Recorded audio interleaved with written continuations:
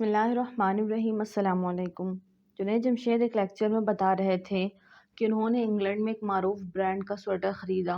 6 ماہ پہن کر سوچا کہ اب پاکستان جا رہا ہوں، وہاں گرمی کا موسم ہے تو کہاں پہنا جائے گا، اسے واپس کر دیتا ہوں۔ کرب جوار میں اس برانڈ کے آؤٹ لیٹ سرچ کی، وہاں جا کر سویٹر کاؤنٹر پر رکھا اور کہا مجھے یہ پسند نہیں، میں واپس کرنا چاہتا ہوں۔ انہوں نے پوچھا اس کی خریداری کی رسید؟ میں نے کہا نہیں ہے۔ پھر پوچھا کب لیا تھا؟ جواب دیا یاد نہیں۔ اس نے پوچھا آپ تبدیل کرنا چاہیں گے یا ری فنڈ لینا چاہیں گے؟ جواب دیا ری فنڈ کر دیں۔ اس نے کہا اوکے نو پرابلم۔ 50 پاؤنڈ کا خریدا تھا اور اب 6 ماہ بعد 50 پاؤنڈ واپس مل گئے۔ میں نے جیب میں ڈالے اور دل ہی دل میں خوش ہو رہا تھا کہ صحیح بیوقوف بنایا ان انگریزوں کو۔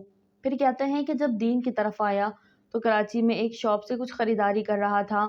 دکاندار نے بڑا سا لکھ کر لگایا ہوا تھا کہ خریدا ہوا مال واپس یا تبدیل نہیں ہوگا۔ خریداری کے دوران دکاندار کہنے لگا جنید بھائی آپ تبلیغ میں جاتے ہیں، میرے کاروبار کی برکت کے لیے دعا کیجیے گا۔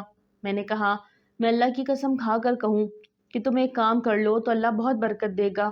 کہنے لگا جی بتائیں۔ میں نے کہا یہ جو اتنا بڑا بورڈ لکھ کر لگایا ہوا ہے کہ خریدا ہوا مال واپس نہیں ہوگا، یہ اتار دو۔ کہنے لگا نہیں جی یہ تو نہیں اتار سکتا، اس طرح تو ہمارا کاروبار نہیں چلے گا۔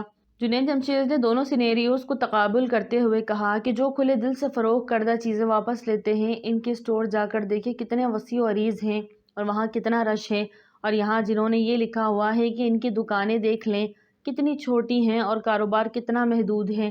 رزق اللہ دیتا ہے، کوئی کسٹمر نہیں، اور اللہ نیت کو دیکھتا ہے اور پھر اس کے مطابق نوازتا ہے۔ سبحان اللہ۔ ناظرین ویڈیو اچھی لگے تو لائک کریں، چینل کو سبسکرائب کریں اور دعا میں یاد رکھیں۔ السلام علیکم۔